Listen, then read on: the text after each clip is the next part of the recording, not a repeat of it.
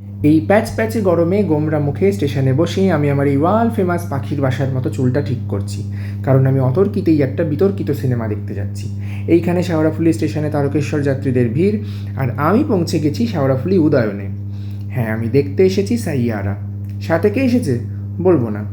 মুভিটা ভালোই লাগলো, কিন্তু পাবলিক যেভাবে চোখের জল মুছছিল বুঝলাম না, আমি কি ইমোশনলেস? মুভি শেষে স্টেশনে আবার দর্শনার্থীদের ভিড়, ফেরার ট্রেন ধরবো।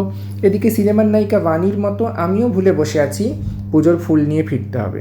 তাই সোজা চলে গেলাম অমিতদার দোকানে। ফুলের দাম যা বেড়েছে আর যা বাড়ছে, এবার ইএমআইতে ফুল কিনতে হবে।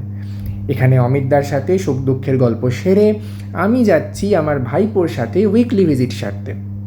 সপ্তাহে একদিন আমায় দেখতে পায় তো, তাই শুরুতে বাবু একটু ভেবলে যান, তারপরে ফর্মে আসেন, আর তারপর আমায় চরকি পাক ঘোরান। কান টানছে, চশমা টানছে, কোল থেকে নামিয়ে দিলে সিগন্যাল দিয়ে আবার কোলে উঠে পড়ছে, আর মাঝে মাঝে আমায় হাঁ করে দেখছে, মনে হয় চিন্তা করে এই আতপাগলটা আবার চলে এসেছে বাজে বকতে।